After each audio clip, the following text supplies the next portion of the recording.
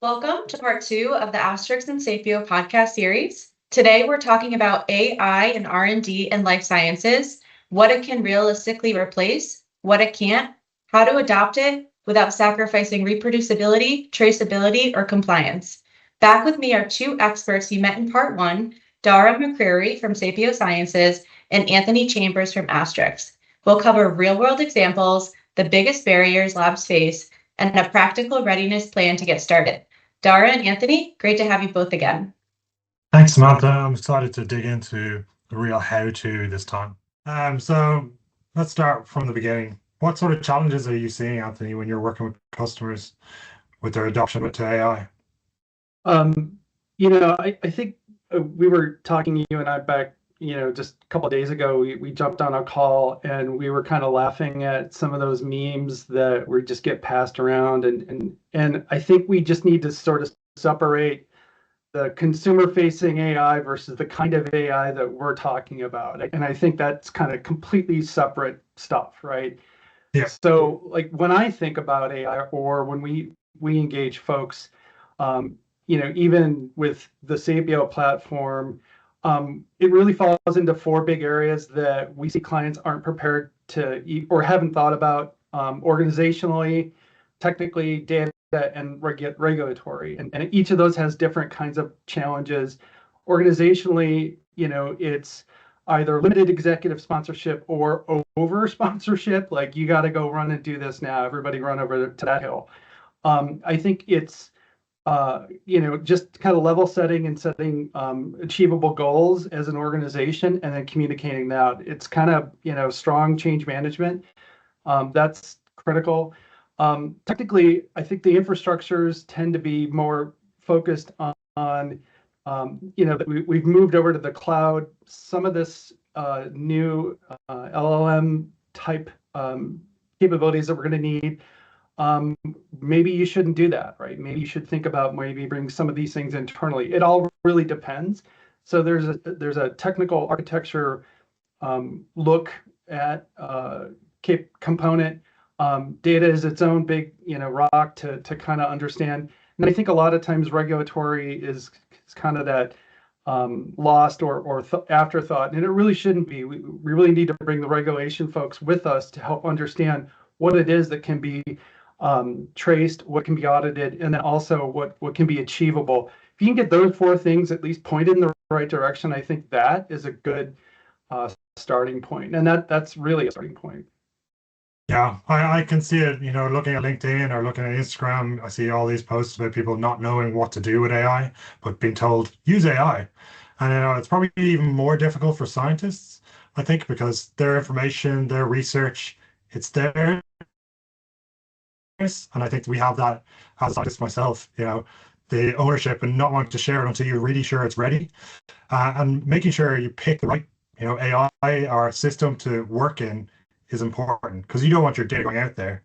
And what Sapio offers is, something that allows you to keep all of your work, all of your information, all of your data stored in our scientific cloud, and do your workflows, while also having a built-in integrated AI that allows you to work together. And what Sapio really wants is to empower scientists to do the science and get them back in the lab rather than working with complex data. So when you, sorry to interrupt, but go ahead. let's say you and I were in a meeting with a new client, and I've just said this part. Then you were telling me about this readiness playbook, right? Where you kind of bring forward not a buffet, but more of like, okay, here are the things that you should think of. Does that help guide that sort of technical side of the science side a little bit more? Maybe like help me understand that, because I think that's interesting to understand. And just how does that kind of play out with folks?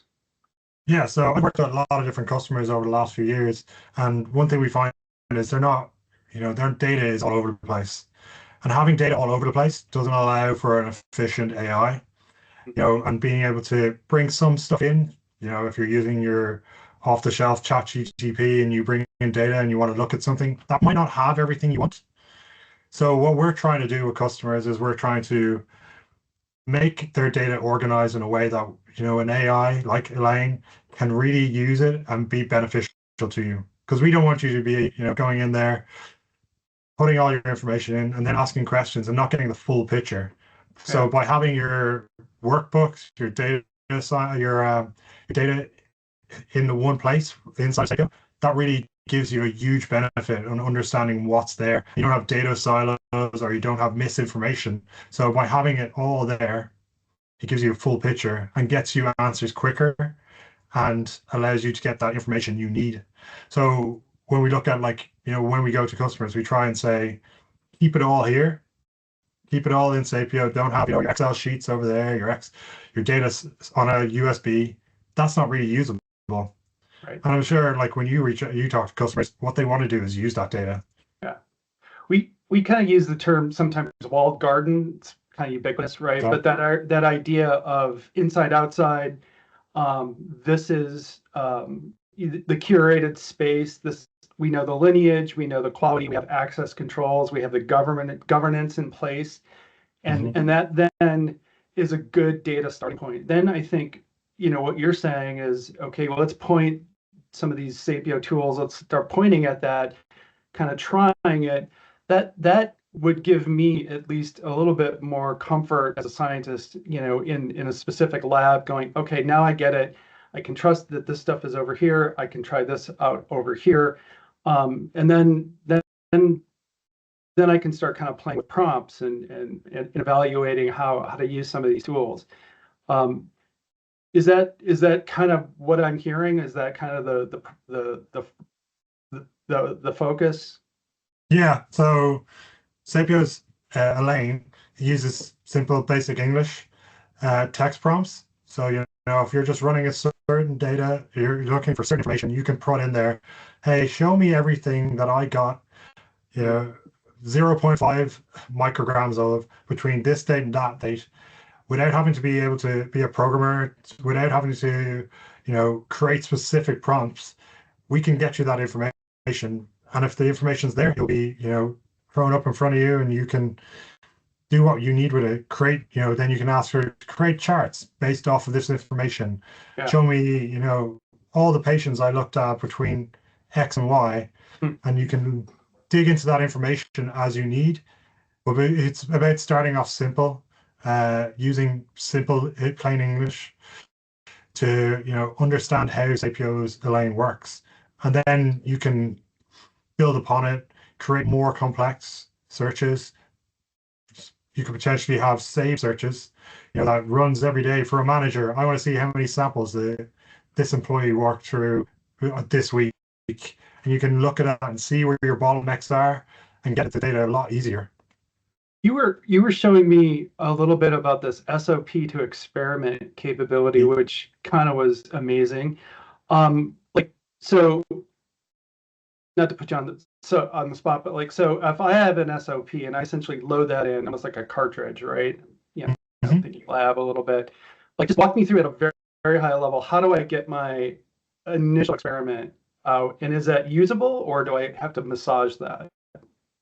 Yeah, so we have the built-in functionality where you upload an SOP, so it could be a PDF, and what Elaine will do is read through that, and within a couple of minutes, it will build out that template for you. So you can have it, rather than starting from a blank sheet, you have this not pre-built, but created template that you can go through and adjust. Like any AI, you need to proofread it and make sure that it's suits your ability. But it will create your well plates, your sample manifest, your your instruments, linking to what instruments you want in the workflow. It won't integrate because that will have to be done, slightly more advanced, more configuration, but it will tell you, get ready for it so that you can go through that template and then you have a template created in minutes. Some protocols I used to work on would be, 10, 20 pages long. And, imagine configuring that every time you need to go into and create experiments. You'd be there all week. So, like I said previously, we want scientists in the lab doing the science rather than sitting on a computer. I'm sure, Yeah, I was just thinking back on the last episode about collaboration. I just think that that's a really interesting capability, just to be able to have different folks working on, say, this is the SOP, or we refine that, and then, here it is, and then you can go back in and as a team, look at that experiment or look at that set of steps. That's Yeah, and really interesting. I think that's pretty powerful because, like we said previously, the world is changing. We're more global organizations, Yeah. and working together. So, if a new lab is being set up, that SOP could be shared very quickly with that new lab, and there could be someone training someone else in a new lab. But this doesn't look quite right. How about changing it up? And you can do that in the same experiment and work together. So, spinning up a new lab in a new region or a new location can be done pretty quickly that way. So this kind of comes back to our beginning point a little bit, where we were talking about, just looking at Instagram and some of the AI memes and some of the stuff out there. And honestly, it feels like there's just this mental barrier sometimes of how do I start? Where do I start? How am I going to use it? Right. And I think sometimes culturally there's a huge barrier, right? But that can be overcome. I think that the part that is a little bit more challenging is the fact that things have to be reproducible out of the AI tools. And then if I were to look at my cost structures, I'd be like, how much technical debt, how much more infrastructure costs am I incurring? And I think these, the reproducibility, which is regulation, right? And then the technical infrastructure investment, again, just, sometimes are maybe either not viewed with the depth that they should be, or sometimes just, assumed that they can all work out. I guess maybe when you think about the Sapio platform, at least from a reproducibility perspective, what are your thoughts on that? Yeah, we've trained our our AI to, be reproducible. It's also all auditable. So in the background, it's not just, use a lane, it's actually telling you what's being done and what steps are being created. So then if you need someone to come in and review, they can look at this audit, trace it, and see what bits were created by a lane, what bits were updated, when was updated. You can even prompt it to say why you've updated it. A lane hasn't got it quite right. You can then, it's learning from itself. So if you're, redoing things, we're always updating our AI to be usable and learning from itself. Interesting. So I think some of those common pitfalls that we've seen, right, is around data, and a lot of times it's, how do we, let's grab all of the data, right, and then let's put it in a walled garden. But really, we would suggest maybe doing a proof of concept first, right, or narrowing that gap. And it seems like, based on the list of capabilities from the Sapio AI package has, that at least this gives entry points, and instead of just running around and gathering everything, and it's more of a kind of a very specific kind of investment and proof of concept. Do you see that as another entry point, or is that something that you are still trying to convince some of your folks to kind of adopt? I guess it's that state of the union of AI in general. It's still kind of open, right?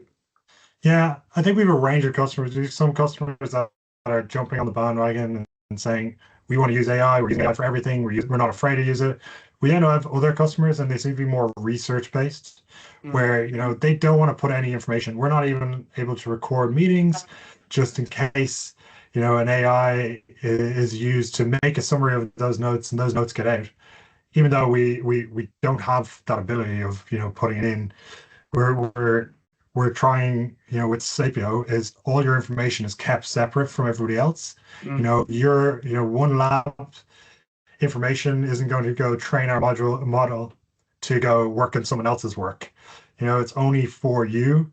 So it's only going to be able to see what's in your platform. And it sort of gives some people more confidence in what's going on. And they're not afraid to use it as much as they would be, as if we were to throw everything to ChatGPT and then hope that it comes out and not being leaked anywhere. This is your protected data. Yeah, it's funny. I sent you a couple of links, right, to some papers. The first one that reminded me literally of the Sapio package was this Montreal University, the Samsung, right, the tiny recursive model LLM study, right, where they're just saying, okay, let's take a tiny LLM, retrain it, train it a lot, and it becomes very task-based, and it does it faster, better, stronger, cheaper, right? Yeah. And I think that gives me hope that, okay, I can maybe stack a bunch of AI assisted tasks in a library instead of, spending so much money on a large LLM or anything like that. I think that was very Sapio-like, right? I thought that was very interesting. What did you think of that? Yeah. So first of all, it was some of the couple of papers were way over my head as a molecular biologist by training, but it was really interesting to see it from that side of things. I'm not normally on the platform side of things here at Sapio. I'm more customer focused and more about the science, but it gives me a better understanding of what's going on, which I really hadn't thought about. And I think it could be certain, we're in very early stages of what AI is. Oh yeah. And I think what you're probably going to see is, and I think pretty sure I'm seeing it now, is everything's going to have an AI.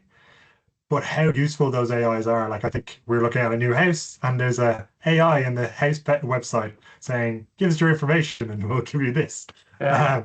How useful is that? But with the papers you showed, I think the small models would be really useful for, big organizations that maybe don't contact each other every day. Your large pharmaceutical companies, they might have a lab in one corner of the world and another lab in another part who don't really communicate. But with having a model in-house, they can, figure out where that information is and connect the dots a lot simpler. Yeah. Yeah. I thought that was it. It felt very comfortable for a lab scientist, right? Where like, okay, I can tackle creating my own smaller LLM that's very specific on something that bothers me, right? I thought that was very interesting because you're right. Like we are so at the very early stages of this, and it's just very interesting. The other one, right, was this thing out of UC Berkeley, Columbia, the three gulps, and this really is like consultant, speak a little bit, but it's that idea that maybe there's a way of assisting your prompt writing. Like the way I thought of it is, when you put in a password and it assesses it, is it a weak one, strong one? Well, this is essentially the same, right? Where you would put an interstitial layer that helps you create that prompt, right? And so then that bridges how the LLM, which doesn't really comprehend humans, can be better.